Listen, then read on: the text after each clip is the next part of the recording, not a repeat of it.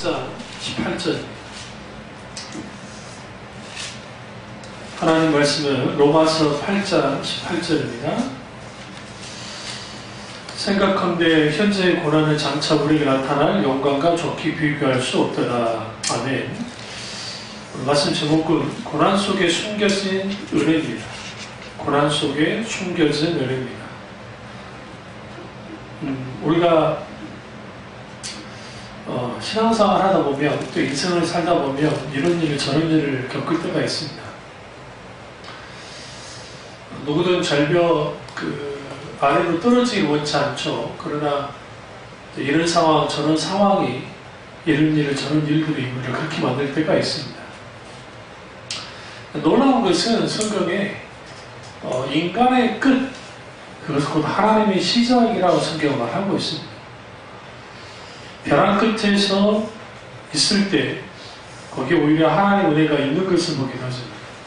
반대로 인격체 하나님을 온전히 믿지 않는 사람들, 하나님을 수단으로 여기는 사람들에 있어서 고난이라는 것은 저주예요, 저주. 그러니까 그들에게 그런 고난이 있으면 안 되는 겁니다. 그런데 그런 고난이 그들에게 닥쳤을 때 하나님을 버린다는 거죠. 하나님을 원망하거나 대적하거나 때로는 목회자를 대적하고 교회를 떠나는 일들을 하는 것을 보게 되었습니다. 그래서 우리가 처한 벼랑 끝이 무엇이든 하나님이 함께 하시면 그것이 우리의 끝이 아니라 시작이 되는 것처럼 우리가 고난에 대한 해석이 아주 중요합니다. 고난 속에 숨겨진 하나님의 은혜를 누리려면 첫 번째로 고난에 대한 바른 해석을 해야 됩니다. 고난은 우리를 변화시키죠. 그러나 한편으로는 고난이 인간을 아주 완악하게 만들기도 합니다. 그러니까 고난에 대해서 어떤 태도를 가지고 대하느냐에 따라서 그 고난이 내게 변화를 가져오기도 하고 그 고난이 나를 오히려 하나님을 대적하게 하는 그러한 것을 이제 보게 되었습니다. 근데 놀라운 것은 하나님의 사람들은 공통적인 특징이 다 고난을 통과해야만 했다는 거예요. 각기 그들의 모양이 다를 뿐이죠.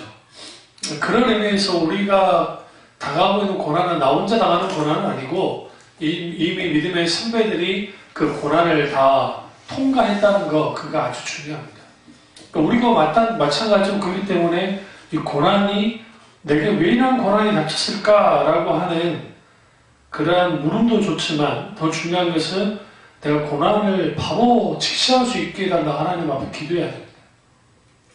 그리고 그 고난에 대해서 내가 대처해 나가기 시작할 때 거기로부터 이제 하나님의 놀라우신 은혜가 있게 되어지는데 정말 내 믿음이 참이냐 거짓이냐 어떻게 할 수 있느냐 고난을 닥쳐보면 할 수 있어요. 진짜 고난 앞에서 하나님께 부르짖고 주님을 찾는 사람은 괜찮은 사람이고 그러지 않고 하나님께 대적하고 떠나가는 사람들은 말 그대로 그들의 신앙은 가짜였던 겁니다. 때로는 그거예요. 어떤 고난이 닥치면 피하기만 하는 사람이 있죠. 그러니까 이 고난을 피하고 저 고난을 피해요. 피하다 보면 더 큰 고난을 만납니다. 왜냐하면 원수는 그걸 통해서 넘어뜨리려 하기 때문에 인간에게 있어서의 모든 고난은 항상 뭐예요? 모든 사람에게 노출되어 있다는 거죠. 우병우 씨가 그 하늘을 나는 권세를 가졌지만 좀 후속됐잖아요. 그러니까 생각해보세요. 소년급제했다고 하면 그 머리가 비상한 사람입니다. 대학교 학년 빨리 들어갔다고 했으니까 대학교 2학년 때 있으니까 불과 나이 20인가 21살인가가 저기 사법고시를 패스한 사람입니다. 그래서 아주 우수한 성적. 그러니까 정말 대단한 사람이죠. 근데 한 인생을 들여다볼 때 지금 그 사람에서 고난을 당하는 거지 않습니까? 이 고난을 당할 때 더 완악해질 건가? 아니면 그 고난 속에서 내가 깨닫고 하나님 앞에 회개하고 돌이키고 정말 하나님 앞에 겸손함이 되어질 건가가 결정이 되는 거예요. 그러니까 왜 하나님이 권고한 날과 형통의 날을 허용하시느냐? 그 이유에서 정확하게 말씀하시잖아요. 우리에게 형통의 날이 있으면 교만해지니까 권고한 날만 있으면 낙심에 젖어질 거니까 하나님은 그 날들을 교차해 주신다는 거예요. 그것을 통해서 누구를 기억하도록? 창조주 하나님을 기억하도록. 그러니까 우리가 어떤 고난을 딱 만나면 고난에 대한 바른 해석이 필요한데 고난에 대한 바른 해석은 그냥 되어지는 것이 아니라 믿음의 눈으로 봐야 돼요. 믿음의 눈으로 우리의 고난을 보기 시작할 때 그것을 바로 해석하게 됩니다. 그런 의미에서 그 야곱의 고난이라는 것은 많은 경우에 있어서 불신앙적인 고난입니다. 사실 그가 그 고난을 받았어도 그가 변화되지 않잖아요. 그가 변화된 것은 나이가 아주 많이 들었을 때 베냐민을 놓아줄 수밖에 없는 상황이 됐을 때 그때 비로소 그가 이제 바뀌었습니다. 그러니까 그런 것처럼 우리가 고난에 대하여 어떻게 대처하냐에 따라서 고난이 계속 내 발목을 잡을지 아니면 그 고난이 오히려 내게 뭐가 디딤돌이 되어져서 한 단계 더 높은 단계로 우리가 성장하게 하는지를 판가름 줍니다. 판가름. 그런 의미에서 오늘날에 우리가 당하고 있는 이 고난이 결코 나쁜 것만은 아니라는 거예요. 그러나 모든 사람이 물어보십시오. 당신 고난 당하고 싶습니까? 그러면 다 하나같이 아니요. 저도 마찬가지예요. 고난 당하고 싶은 사람이 없습니다.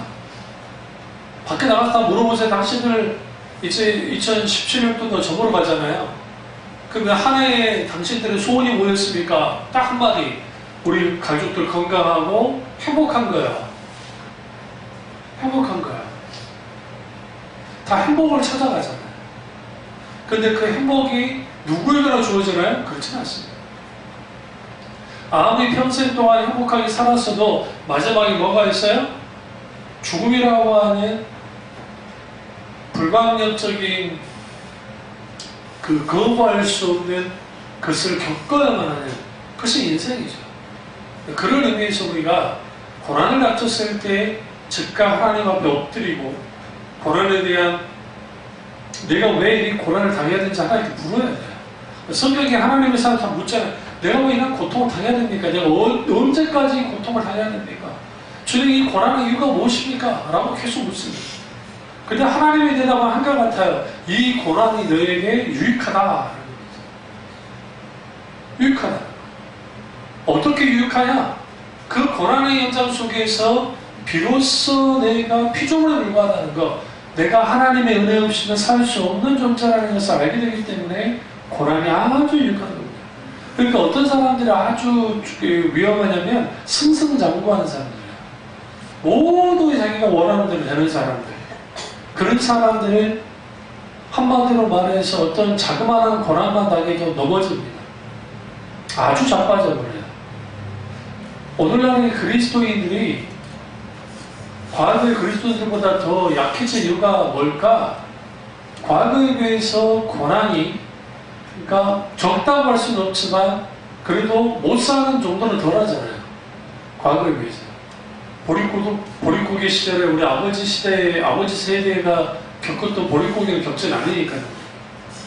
그러니까 그런 고난, 불가항력적인 나라가 가난해서 집이 가난해서 당하는 그런 고난이 아주 대단합니다. 그런데 각기 사람이 그런 고난을 당할 때에 그 고난 속에서 신앙의 꽃을 피우는 사람이 있고 그 고난 속에서 오히려 불신앙의 꽃을 피우는 사람들로 나뉘어지는 거죠. 그래서 그들의 입을 주목하면 돼요. 어떤 일이 벌어졌을 때 어떻게 반응하느냐. 굉장히 중요합니다. 두 번째는 고난을 변화와 성숙의 기회로 삼아야 됩니다. 하나님이 우리에게 고난을 허용하실 때는 분명한 이유와 목적이 있어요. 우리가 감당하지 못할 것 같으면 주님은 절대로 우리에게 뭘 허용하지 않아요? 고난을 허용하지 않습니다. 근데 그럼 왜 우리가 고난을 당하게 된 문제가 되느냐? 저도 그렇고 여러분도 그렇고 어떤 고난이라고 하는 문제 앞에 딱 섰을 때 우리가 연약한 인간인지라 고난에만 집중해요. 그러니까 하나님 그분에게 집중하기보다 고난 그 자체에 집중해요. 그러니까 왜 우리가 믿음이 승리를 가져다 주지 못하느냐? 삶의 현장에서 어떤 일들이 벌어질 때 이 시기에 가장 믿음이 필요한데 믿음을 사용하지 못할 때 있죠. 그 이유가 뭐냐면 우리가 집중하고 있는 게 일어나는 일들, 상황, 문제, 고난에 딱 집중하는. 그러니까 시각이 거기에 딱 갇혀 있어요. 사탄은 그러길 원해요. 그렇게 되어져야 하나님에 맞춰질 거니까. 그러니까 사탄이 하는 일은 뭐냐면 고개를 쳐드는 거예요, 우리가. 어떻게? 하나님을 바라보기 위해서 고개를 쳐드는 것을 못하도록 만든다는 거예요. 그게 사탄이 오늘날 강력하게 이제 사용하는 전략 중에 하나가 그겁니다. 그러다 보니까 하나님의 놀라운 계획과 뜻을 알지 못하도록 만들어요. 네. 그러니까 앞뒤 좌우로 다 막혔어요. 하늘은 안 막혔는데 하늘을 쳐다보려 하지도 않아요. 그러니까 자꾸만 이전에 주눅 들고 듭니다. 그러다 보니까 고난이 우리에게 성숙과 성장의 동의란 표현은 뭐냐면 우리를 일으켜주는, 성장시켜주는 원인이 돼야 되는데 그게 안 되는 거예요. 그러니까 일종의 생고생이 되는 겁니다. 그래서 성경에 보시면 그래서 생고생만 했던 사람들이 종종 있어요. 성경에 보시면. 그러니까 고난 속에서 믿음으로 반응하지 못할 때 생고생하는 거죠. 그럼 왜 생고생하게 되느냐? 고난당하는 것이 내게 유익이라고 하는 사도 바울의 고백처럼 우리가 그것이 유익이 되어서는 왜 유익이 되지 않을까? 고난이라는 것에 집중하기 때문이다. 문제에만 집중하기 때문이다. 라고 말씀드렸습니다. 그러면 거기에서 결국은 우리가 그 고난에 왜 내게 유익이 되지 않냐면 고난을 당하게 되면 고난으로부터 빨리 벗어나려고 하기 때문이에요. 충분히 주님께 무릎 꿇어야 돼. 고난 당할 때. 그게 빨리 빠져나오는 비결이에요. 우리가 물에 빠졌을 때 아무리 수영을 못해도 그만하더라고요. 수영을 못해도 인간은 물에 뜨게 되기 때문에. 근데 왜 그러면 물에 빠져 죽냐? 허우적거리다. 막 겁나잖아요. 다리에 뭐 안다니까, 겁나니까 물을 막 먹는 거예요. 물을 먹다 보면 숨을 못 쉬죠. 숨 못 쉬니까 발버둥 치죠. 발버둥 치다가 힘이 다 빠지죠. 힘이 다 빠지니까 꾸르르 하고 죽는 거예요. 저번에 누구예요? 어떤 초등학생이었나? 중학생인가? 생존 수영으로 살아나는 애 하나 있잖아요. 그래서 어떻게 하냐면 들어 누워가지고 고개 이렇게 들고 납작 이렇게 절처럼 탁 뻗어가지고 있으면 돼요. 힘 쭉 빼고. 그럼 이렇게 막 이쪽으로 막 파도가 쳐서 머리 쪽으로 쳐서 물이 들어올 거잖아요. 근데 그래도 빠져 죽진 않아요. 좀 마시더라도. 그러면서 숨을 고르게 하고 있다 보면 그게 1시간이고 2시간이고 버텨줄 수 있다는 거죠. 마찬가지입니다. 하나님이 우리가 고난을 당할 때 하나님께 신호를 보내요. 주님 내가 고난 당했습니다. 라고 할 때. 근데 우리 하나님이 즉각 구조해주는 슈퍼맨 같은 분이 얼마나 좋겠어요. 근데 그런 분이 아니죠. 왜냐하면 하나님 우리가 고난을 당할 때는 허용하신 이유와 목적이 있기 때문에 그것을 깨닫기를 원하는 거예요. 그럼 우리가 그 고난 속에서 그 고난을 당하고 있을 때에 결국은 뭐여야 돼요? 이것이 내게 있어서 유익이 되게 하기 위해서는 영적인 성숙과 성장으로 나가게 하기 위해서는 반드시 물어야 돼요. 주님 이 고난을 통해서 주님 어떤 영광을 얻기 원하십니까? 네. 요셉이 고난을 당했습니다. 형들로부터 죽임당하려 하다가 겨우 살아서 노예가 됐습니다. 노예가 됐다가 5개월 차는 신사가 됐습니다. 우리는 성경의 결과를 너무 잘 알고 있기 때문에 너무 쉽게 생각하는데 지하감옥에 갇혔을 때의 요셉의 심정이 어떻겠어요? 나 이러다 평생 썩어 죽겠구나. 이제는 더 이상 내가 차라리 그냥 구덩이에 던져져서 그때 그냥 죽었으면 확 죽어버렸으면 괜찮았을 텐데 이제는 거기 갇혀서 이게 뭐 하자는 건가 생각 안 했겠어요? 그러니까 구덩이에 빠졌을 때 그 구덩이는 우리가 생각하는 이렇게 이른 구덩이가 아니고 위 통로가 이렇게 구멍이 있고 안에는 넓은 구멍이에요. 그러니까 햇빛이 들어온 부분이 있고 나머지는 그늘이에요. 그 그림자가 지죠. 깜깜한 곳이에요. 거기나 보리반의 12대 감옥이나 그 지하 감옥이나 다른 게 하나도 없어요.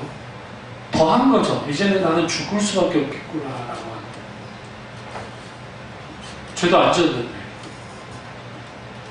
인간인지라 인간을 의지하고 바라보죠. 왜 하나님이 우리에게 지금까지 돕지 않느냐? 우리의 믿음을 시험하는 거예요. 그러니까 그 고난을 통해서 신앙이 성장하고 성숙하는 것은 그냥 생으로 견딘다고 해서 성장되는 것이 아니라 그 고난 속에서 내 믿음이 하나님께 시험을 당해요. 여기서 시험은 테스트를 하신다는 거예요. 우리를 넘어뜨리려고 테스트하는 것이 아니라 우리를 다시 이렇게 세우고 우리를 더 성장시키기 위한 테스트를 하세요. 그 테스트를 했을 때 믿음으로 반응했을 때 성장하는 거죠. 그러니까 고난이 우리에게 뭐가 되어지느냐? 말 그대로 우리 믿음 성장의 발판이 되어지는, 성숙의 발판이 되어지는 그러한 것들이 되는 것을 보게 되었습니다. 요셉이 그랬던 거죠.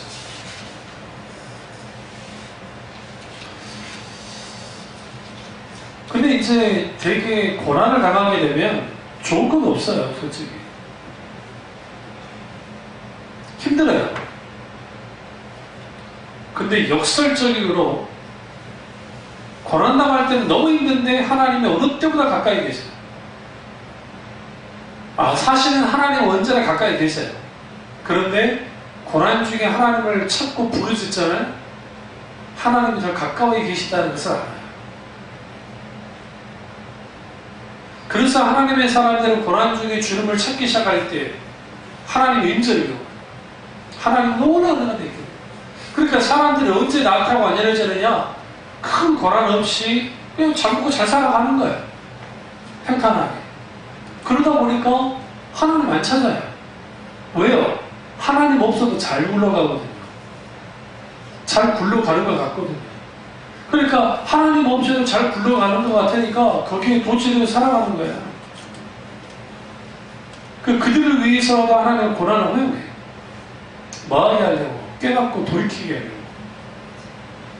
세 번째는 고난이 축복임을 알아야 됩니다. 강준비 목사님 책에 고난의 벼랑 끝에 있는 축복이라는 책이 있는데 그 고난이 벼랑 끝에 있는 축복과 같습니다. 왜 그럴까요? 벼랑 끝에서 하나님의 은혜를 받아 누렸던 사람들이 벼랑 끝에서 하나님께 올바로 반응했던 사람들입니다. 하나님이 지금 우리에게 원하는 것은 우리의 반응이에요. 고난 빨리 벗어나게 해주세요라고 하는 단순한 그냥 부르짖음이 아니에요. 그 벼랑 끝에서 원망과 불평을 쏟아내는 것을 원치 않고 주님은 오히려 뭐하길 원하세요? 주님은 계속적으로 우리에게 믿음의 반응을 하기를 원하고 고난 중에도 감사하기를 원하는 것을 알 수가 있습니다. 그래서 역설적이게도 절망의 끝에서 희망이 시작된다는 그 말이 틀린 말은 아니에요. 왜 희망이 시작될까요? 우리가 하나님만을 전제 조건이 있어요. 우리가 하나님만을 바라본다면, 하나님만을 의지한다면, 하나님만을 신뢰한다면 그것은 희망의 시작이 돼요. 소망의 시작이 돼요. 그게 아니라고 한다면 우리는 뭐 하느냐? 여전히 고통 가운데. 그러니까 우리가 풀지 못하는 숙제들이 있습니다. 인생에서 겪게 되어진 희노애락들이에요. 그것은 모든 인간은 동일하게 당합니다. 그러니까 여러분 각 결혼한 신혼부부들 가장 행복할 겁니다. 아이를 각 낳은 그 애엄마 아빠들 아주 행복하고 좋을 겁니다. 그러나 키우면서 이런 속식이고 저런 속식일 거 우리가 미래까지 다 한다고 한다면 그게 그렇게 기뻐하지 않을 거예요. 그러니까 세상에는 그런 말이 있겠어요? 무자식이 상팔자라고. 왜요? 자기 새끼들 속썩이면 이게 아니거든요. 사실. TV나 그리고 어떤 여러 가지 매체들을 보시면 특별히 CF 같은 경우 부정적인 내용의 CF는 없잖아요.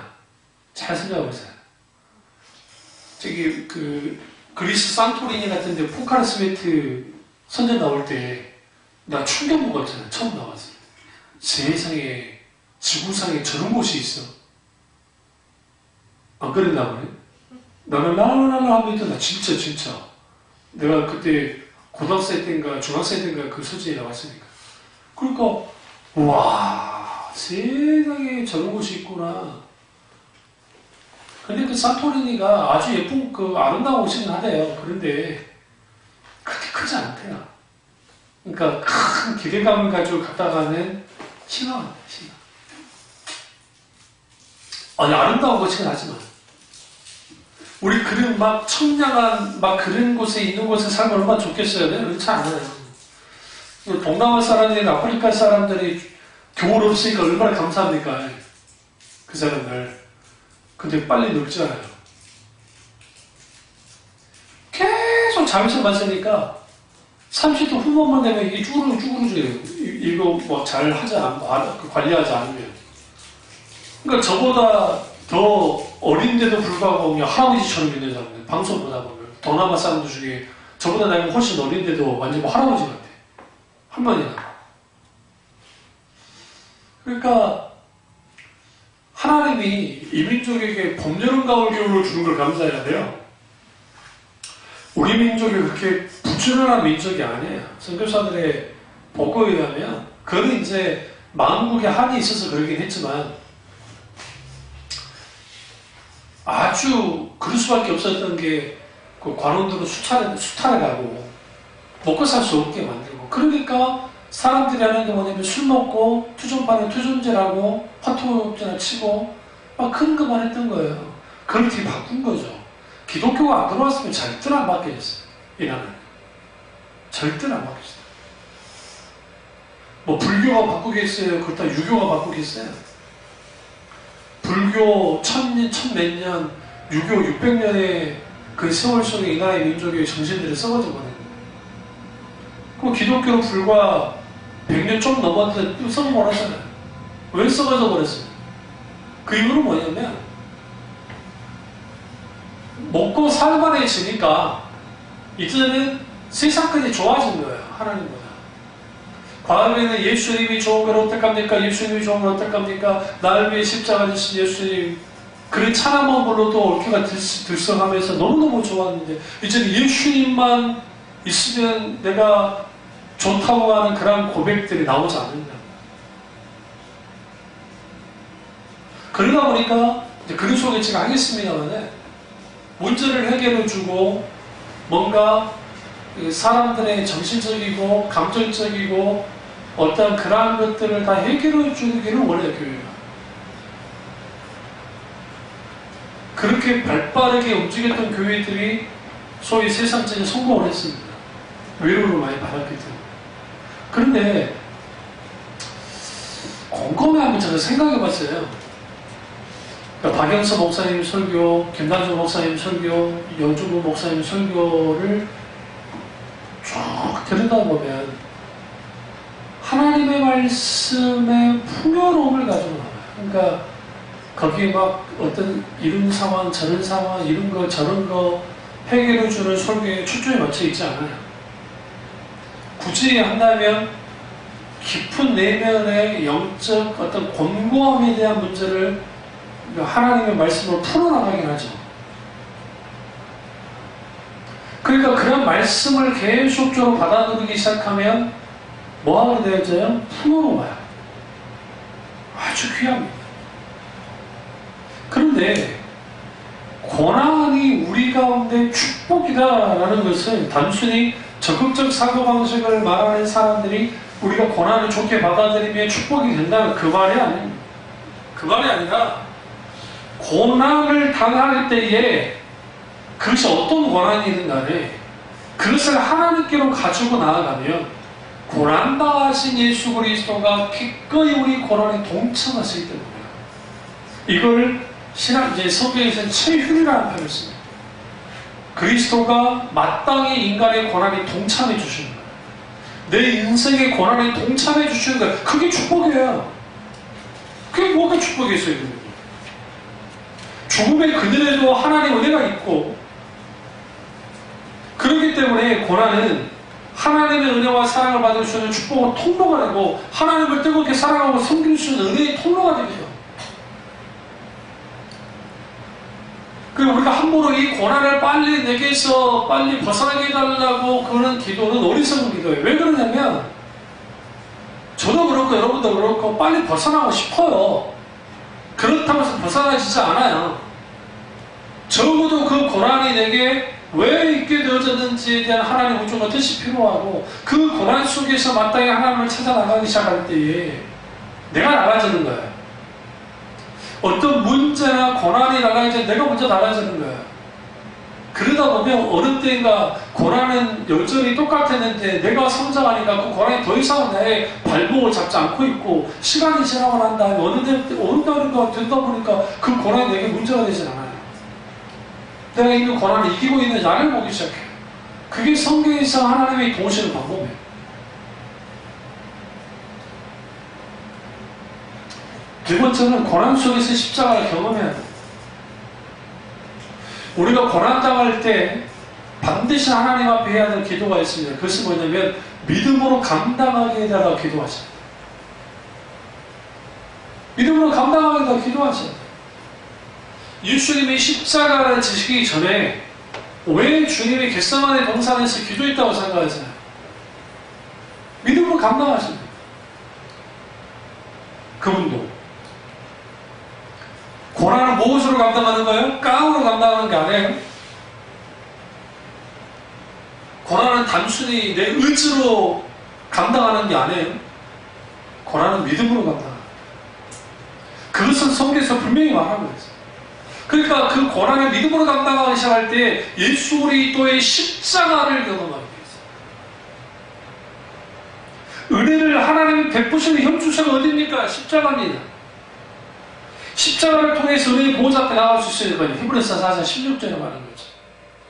그래서 그 십자가의 길로 우리가 기꺼이 동참해 나가는 거예요.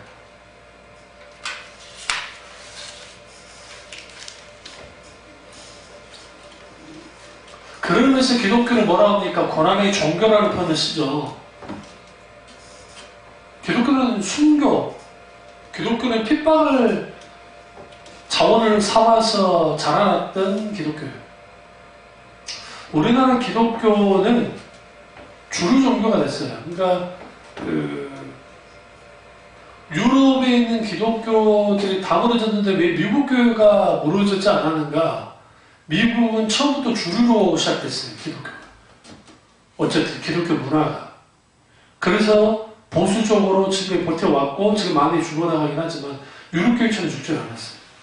유럽교회는 오히려 왕권, 카톨릭과 그 다음에 왕권에 의해서 많이 좌우지됐기 때문에 그래서 그 기독교, 개신교를 말해요. 개혁교회, 프로테스탄트라고 하는 개혁교회들이 주류가 되기는 쉽지 않아요. 물론 스코틀랜드나 네덜란드는 이제 개혁장로교회가 분명히 잡고 있긴 했지만 어쨌든 그랬습니다. 한국도 주류교회가 됐어요. 주류가 됐단 말이에요. 무시 못할 만큼 하게 됐고 저희가 뭘 잃어버렸냐면 십자가를 잃어버린 거예요. 그러니까 예수 그리스도의 십자가를 잃어버리니까 결국 무슨 일이 벌어지느냐? 십자가 없는 기독교 아무 의미 없잖아요. 고난에, 그 예수 그리스도 고난에 동참하는 것보다 영광, 부활의 영광만을 말하니. 그러니까 그렇게 되다 보니까 하나님은 우리에게 십자가로 나가라고 하는데 우리는 그게 아니고 부활의 영광을 가겠습니다. 십자가 없는 영광을 맛보겠습니다. 라고 하니까 거기로도 안 맞는 거예요. 그러니까 결국은 십자가가 빠져버리니까 고난에 닥쳤을 때에 그 고난을 이길 수는 힘이 없어요. 이렇게 흔들리면 이렇게 흔들리고 저렇게 하면 저렇게 흔들려져 버리는 그런 교회들이 되어버렸다는 거예요. 우리가 안 가는가? 우리도 그럴 수 있다는 거죠.